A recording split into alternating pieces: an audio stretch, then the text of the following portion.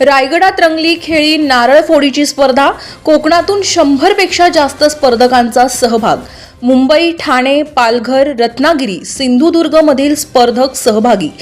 गडगडी आणि खेळी नारळ फोडी स्पर्धा। आमदार महेंद्र दळवी, रायगड जिल्हा परिषद अध्यक्ष मंगेश वाकडीकर यांची उद्घाटन सोहळ्यास उपस्थिती। कोकणातील रायगडमध्ये दरवर्षी पावसाळ्यात नारळ फोडी स्पर्धा खेळवली जाते। अलिबाग तालुक्यातील नागाव बीच येथे कोकणातील लोकप्रिय आणि पारंपरिक नारळ फोडी स्पर्धेचे आयोजन करण्यात आले होते। रायगड जिल्हा परिषद सदस्य डॉक्टर सचिन शरद राऊळ व राकेश अनंत राणे मित्रमंडळाच्या वतीने आयोजित करण्यात आलेल्या या स्पर्धेला यंदाही मोठा प्रतिसाद लाभलाय। या स्पर्धेसाठी पालघर, ठाणे, मुंबई, रत्नागिरी, सिंधुदुर्ग, गोवा मधून मोठ्या प्रमाणात स्पर्धक सहभागी झाले होते। या स्पर्धेच्या उद्घाटन प्रसंगी आमदार महेंद्र दळवी, रायगड जिल्हा परिषद अध्यक्ष मंगेश वाकडीकर आदीसह विविध क्षेत्रातील मान्यवर उपस्थित होते। या स्पर्धेत एकूण 100हून अधिक स्पर्धक सहभागी झाले होते। यामध्ये गडगडी आणि खेळी नारळ फोडी स्पर्धा पार पडली। ही स्पर्धा पाहण्यासाठी नागावमध्ये मोठी गर्दी पाहायला मिळाली। एकमेकांवर नारळ आदळून ही स्पर्धा खेळवली जाते। यामध्ये 2 प्रकारे या स्पर्धेचे खास आकर्षण असते। गडगडी आणि खेळी नारळ स्पर्धा यासाठी स्पर्धक जो नारळ वापरतात त्याची किंमत साधारणतः 8 ते 10 हजार रुपये असते। शिवाय या नारळाची करंटी हाताच्या बोटा एवढी जाड असते, त्यामुळे स्पर्धक हा नारळ अगदी बारकाईने वर्षभर शोधून घेत असतो। कोकणातील पारंपरिक क्रीडा संस्कृती जपण्यासोबतच नव्या पिढीपर्यंत हा अनोखा खेळ पोहोचविण्याचा प्रयत्न या स्पर्धेच्या माध्यमातून केला जात असल्याचे आयोजक डॉक्टर सचिन राऊळ यांनी सांगितले। धम्मशील सावंतसह न्यूज ब्युरो, रायगड, महाराष्ट्र।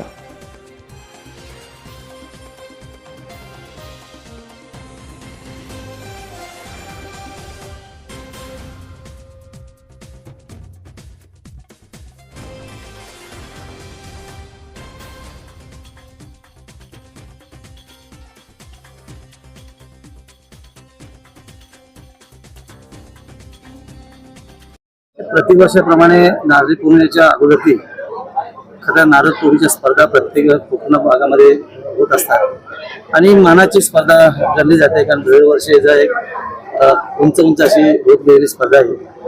आमचे जिल्हा परिषदेचे नवनिर्मित सदस्य डॉक्टर सचिन राऊळ आणि आमचे सहकारी मित्र राकेश आणि त्यांच्या सर्व मित्र परिवाराच्या वतीने या ठिकाणी भव्य नारळ फोडीच्या स्पर्धा होते। आणि आता आज या ठिकाणी जिल्हा परिषद अध्यक्ष आमचे मंगेश वाकडीकर स्वतः इथे आलेले आहेत। अनेक मान्यवर या ठिकाणी उपस्थित आहेत। आमच्या पक्षाचे पदाधिकारी या ठिकाणी उपस्थित आहेत। एक आगळी स्पर्धा, एक तर सोडीचे नारळ म्हणजे जमिनीवर खेळणारे, एक हातातले नारळ, असे दोन्ही नामांकित स्पर्धा या ठिकाणी येतात। मला वाटतं कोकणातनं स्पर्धक या ठिकाणी आलेले आहेत। सिंधुदुर्ग, रत्नागिरी पासून अगदी दापोली, मंडणगड या ठिकाणून त्या स्पर्धक आलेले आहेत आणि नामांकित स्पर्धा आहे। आणि म्हणून शुभेच्छा या ठिकाणी मी आलो आणि आनंदाचा दिवस निश्चित आहे की मागच्या वर्षी आलो ते आमचे सचिन राऊळ कुठले पॉलिटिकल याच्या नव्हते, थेट जिल्हा परिषद लढले आणि निवडून आले। आणि मी सांगून गेलो तो एक चांगला नारळ मी शोधून काढलेला आहे आणि तो सचिनच्या रूपाने शोधून काढून खऱ्या त्याने स्पर्धा जिंकली आणि याचा सगळ्यात जास्त आनंद आहे। म्हणून आजची स्पर्धा ही देशादर्शक निश्चित। शिवसेनेचे परममित्र डॉक्टर सचिनजी राऊळ यांच्या मार्फत आयोजित नारळ फोडणीच्या स्पर्धेसाठी आज त्यांनी मला एक 15 दिवसापूर्वी निमंत्रण दिलं होतं।